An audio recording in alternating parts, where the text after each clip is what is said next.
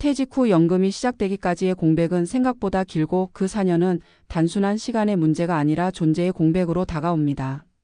58세에 회사를 그만두고 62세부터 국민연금을 받게 되는 현실.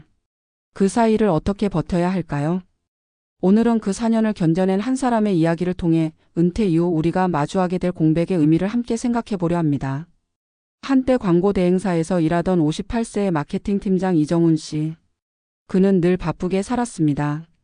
주말에도 캠페인 보고서를 쓰고 클라이언트 미팅을 준비하던 사람이었습니다. 퇴직은 먼 일 같았죠. 하지만 회사 구조 조정 명단에 이름이 올랐을 때 그는 이상하게도 마음 한편이 시원했습니다. 이제 좀 쉬자. 이제 나도 내 인생을 살아보자. 그렇게 그는 사표를 냈습니다. 문제는 그 다음 날부터 시작됐습니다. 정년이 남았지만 명예퇴직을 선택한 이유는 퇴직금이 나올 때 받아두자는 현실적인 계산 때문이었습니다. 그는 퇴직금 1억 8천만 원을 손에 쥐었습니다. 처음엔 든든했습니다. 그 돈이면 4년 정도는 버틸 수 있을 거라 생각했습니다. 하지만 한 달, 두 달이 지나자 돈은 생각보다 빠르게 줄었습니다. 월세 80만 원, 생활비 150만 원, 보험료 30만 원, 그리고 자녀 결혼자금 일부 지원. 그렇게 1년 만에 통장엔 절반이 사라졌습니다. 무엇보다 그를 괴롭힌 건 돈보다 소속의 부재였습니다. 30년간 회사라는 이름 아래서 살아온 사람에게 퇴직자라는 단어는 낯설고 차가운 꼬리표였습니다. 출근 대신 동네 카페에 앉아있는 자신의 모습이 어색했고 아내가 오늘은 뭐 할 거야? 라고 묻는 질문이 부담스러웠습니다. 처음엔 운동도 하고 책도 읽었지만 시간이 지날수록 목표 없는 하루가 불안으로 바뀌었습니다. 그 불안은 결국 지출 통제로 나타났습니다. 그는 커피 한 잔을 살 때도 계산기를 두드렸고 전기요금을 줄이기 위해 불을 끄고 TV 대신 라디오를 들었습니다. 하지만 그렇게 아껴도 줄어드는 통장 잔고는 막을 수 없었습니다. 국민연금은 62세부터 시작이니 아직 3년이 남았고 아르바이트라도 해야겠다고 생각했습니다. 그는 마트 계산원, 주유소 야간 근무, 택배 분류 작업까지 여러 일을 시도했습니다. 하지만 현실은 녹록지 않았습니다. 50대 후반을 바라보는 사람에게 일자리는 쉽게 열리지 않았습니다. 경험이 많다는 말은 오히려 부담이었고 젊은 사람과 함께 일하기 어렵다는 말로 거절당하기도 했습니다. 그렇게 몇 번의 좌절을 겪은 후 그는 동네 초등학교 앞에서 아이스크림 트렁크 판매를 시작했습니다. 퇴직 전 동료들이 그를 비웃었습니다. 팀장님, 그렇게까지 해야 돼요? 하지만 그는 매일 같은 시간에 트렁크를 열고 아이들과 인사를 나누며 하루를 시작했습니다. 하루 수입은 5만 원 남짓이었지만 그에게는 일의 리듬이 생겼습니다. 돈보다 중요한 건 내가 여전히 사회의 일부라는 감각이었습니다. 그렇게 2년이 지났을 때 그는 달라져 있었습니다. 월세를 전세로 바꾸기 위해 지방 소도시로 이사했고 생활비를 100만 원 아래로 줄였습니다. 저녁엔 무료한 시간을 채우기 위해 노인복지관에서 영상편집 봉사를 시작했습니다. 젊은 시절의 마케팅 감각을 살려 노인 대상 홍보 영상을 만드는 일이었죠. 그 일은 무보수였지만 그의 마음에는 다시 내가 필요하다는 자존감이 피어났습니다. 62세가 되어 국민연금 첫 수령 통지서를 받던 날 그는 눈시울이 붉어졌다고 합니다. 이제 다시 숨을 쉴 수 있겠구나. 그가 느낀 건 단순한 금전적 안도감이 아니었습니다. 그 4년의 공백이 그에게 가르쳐준 건 돈이 아닌 시간의 가치였습니다. 그는 말했습니다. 연금은 기다림의 끝에 오는 게 아니라 기다림을 견디는 법을 배우는 과정이었다. 이정훈 씨의 이야기는 단지 한 개인의 사례가 아닙니다. 현재 50대 중후반 세대 다수가 같은 문제를 겪고 있습니다. 조기 퇴직이 일상이 되었지만 국민연금 수령 시점은 늦어지고 있습니다. 평균 퇴직 연령은 53세, 연금 개시 연령은 63세. 10년의 공백을 메우는 것은 결국 개인의 몫입니다. 이 시기를 버티기 위한 현실적인 방법은 3가지입니다. 첫째, 연금 전 공백기 대비 자금을 미리 설정해야 합니다. 많은 분들이 퇴직금을 은퇴자금으로 계산하지만 실제로는 연금이 나오기 전까지 버틸 자금으로 구분해야 합니다. 예를 들어 연금 개시까지 4년이 남았다면 최소한 월 150만 원씩 4년간 쓸 수 있는 7천만 원 정도를 버팀 자금으로 따로 떼어두는 것이 좋습니다. 둘째, 작은 일거리라도 꾸준히 이어가는 것이 중요합니다. 생계를 유지하기 위한 노동이 아니라 사회와의 연결을 유지하기 위한 활동이어야 합니다. 일의 강도가 아니라 지속성이 핵심입니다. 정식 취업이 어렵다면 지역 공공근로, 재능기부, 온라인 판매, 전직 교육 등을 통해 생활의 리듬을 유지해야 합니다. 셋째, 소비의 구조를 바꾸는 연습을 일찍 시작해야 합니다. 퇴직 후의 소비는 단순히 줄이는 게 아니라 조정입니다. 식비와 여가비는 줄이되 건강비나 인간관계 유지비는 늘려야 합니다. 불필요한 지출을 줄이는 대신 마음의 안정에 투자하는 것이 장기적으로 더 효율적입니다. 이정훈 씨는 지금도 매일 오전 8시에 나섭니다. 예전처럼 출근하는 건 아니지만 그에게는 여전히 오늘 해야 할 일이 있습니다. 연금이 시작된 지금도 그는 아이스크림 트렁크를 닫지 않았습니다. 그 일을 그만두면 또다시 마음이 멈출 것 같아서요. 그의 말은 은퇴자들에게 던지는 조용한 메시지입니다. 연금은 돈이 아니라 시간을 견디는 힘이며 은퇴의 공백은 끝이 아니라 다시 자신을 발견하는 여정이라는 것. 결국 버틴다는 건 단순한 생존이 아니라 새로운 삶의 리듬을 만드는 과정입니다. 그리고 그 리듬을 만들어낸 사람만이 연금이 시작될 때 진짜 여유를 느낄 수 있습니다. 은퇴 후의 공백은 단순히 경제적 준비 부족만으로 설명되지 않는다. 그것은 한 인간이 평생 익숙했던 리듬에서 벗어나 낯선 시간 속에 던져졌을 때 경험하는 정체성의 붕괴이자 관계의 단절이다. 특히 50대 후반에 퇴직하고 60대 초반에야 국민연금을 받을 수 있는 세대에게 그 4년은 생각보다 길고 막막하며 때로는 잔인할 정도로 현실적이다. 대부분의 사람들은 퇴직금을 손에 쥔 순간 잠시의 안도감을 느낀다. 하지만 그 돈은 시간이 아니라 생활비로 빠르게 녹아내린다. 통장 잔고가 줄어드는 속도는 삶의 안정감이 무너지는 속도와 거의 일치한다. 이 시기의 문제는 돈보다 리듬의 상실이다. 일하던 시절에는 하루가 정해진 일정으로 구성되어 있었다.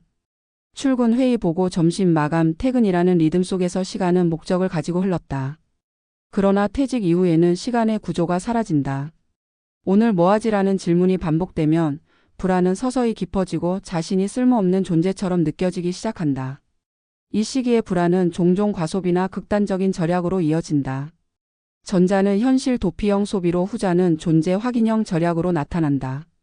어제까지 팀장이던 사람이 오늘은 전기요금을 아껴야 하는 현실 앞에서 느끼는 감정은 단순한 금전적 불안이 아니라 존재적 혼란이다.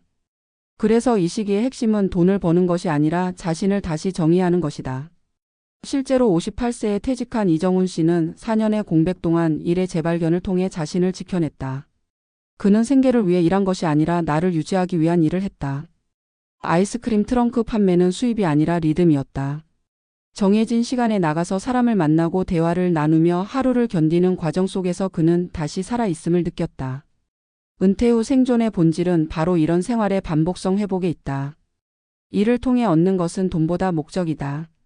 그래서 퇴직 후 일은 노동이 아니라 삶의 틀이다. 일을 단순히 경제활동으로만 이해하면 은퇴자는 실패한다. 중요한 것은 수입의 크기가 아니라 일의 지속성이다.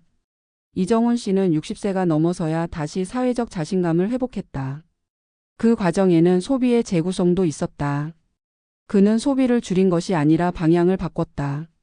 퇴직 전엔 사람을 만나기 위한 소비가 중심이었다면 퇴직 후엔 자신을 유지하기 위한 소비로 바뀌었다. 건강을 위한 식사, 마음을 위한 독서, 관계를 위한 봉사활동이 그의 지출의 중심이 되었다. 이러한 변화는 단순한 절약이 아니라 가치의 재배치였다. 이 시기의 소비는 버티기 위한 기술이 아니라 살기 위한 태도다. 결국 돈은 줄어도 삶의 밀도는 높아질 수 있다는 사실을 그는 몸으로 배웠다. 이 공백기를 버티는 사람들의 공통점은 하루의 구조를 포기하지 않는다는 것이다. 퇴직 후의 시간은 자유가 아니라 공허로 변하기 쉽다. 하지만 그 공허를 채우는 것은 거창한 계획이 아니라 작은 일상의 반복이다. 정해진 시간에 일어나고 가벼운 일이라도 이어가며 스스로에게 오늘도 할 일이 있다는 확신을 주는 것. 그것이 공백기를 견디는 가장 확실한 방법이다. 반대로 계획 없이 시간을 흘려보내면 은퇴 후 1년이 지난 시점부터 급격한 심리적 후퇴가 찾아온다. 자신감이 무너지고 사회와의 연결이 끊기며 관계는 점점 줄어든다. 결국 그 외로움이 금전적 불안보다 더 무섭다. 경제적 관점에서 보자면 58세부터 62세까지의 4년은 소득 공백기다. 하지만 심리적 관점에서 보면 자존감 재구축기다. 이 시기를 어떻게 보내느냐에 따라 이후의 노후가 완전히 달라진다. 연금은 결국 버틴 사람에게만 주어진다.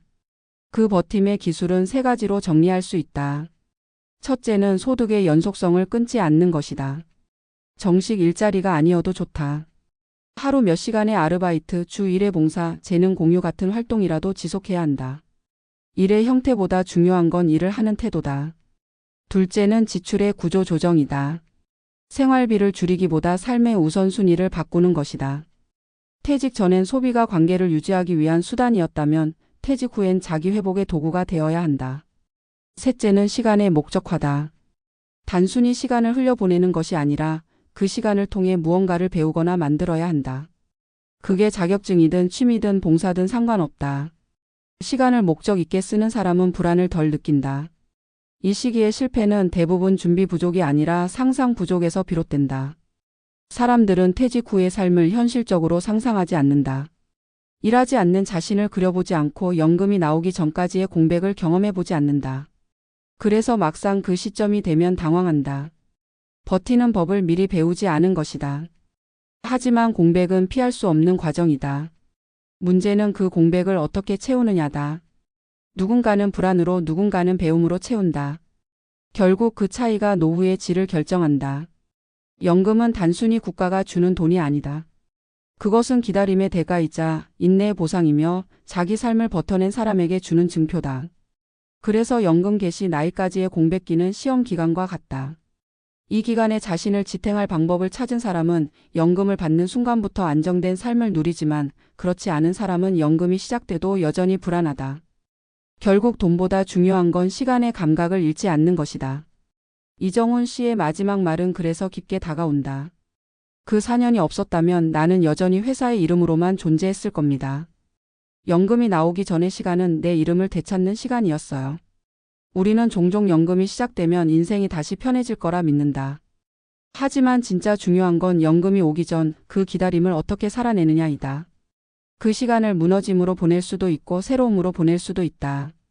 결국 은퇴 후의 삶은 버틴 사람과 흘려보낸 사람으로 나뉜다. 퇴직 후 연금이 시작되기까지의 공백은 누구에게나 찾아온다. 그 시간을 두려움으로만 채우지 말자. 그것은 우리가 다시 자신을 발견할 수 있는 유일한 시간이다. 일의 의미를 다시 묻고 소비의 방향을 다시 세우며 관계의 가치를 다시 느끼는 그 과정 속에서 사람은 늙지 않는다. 오히려 더 단단해진다. 그래서 이 시기를 견디는 것은 생존이 아니라 성숙이다. 인생의 어느 시기보다 고요하지만 그 속에서 자신을 다듬을 수 있다면 연금은 단지 돈이 아니라 새로운 시작의 증표가 된다. 기다림은 고통이지만 견딘 사람만이 여유를 얻는다. 그 공백을 두려워하지 말고 당신의 이름으로 하루를 다시 써 내려가자.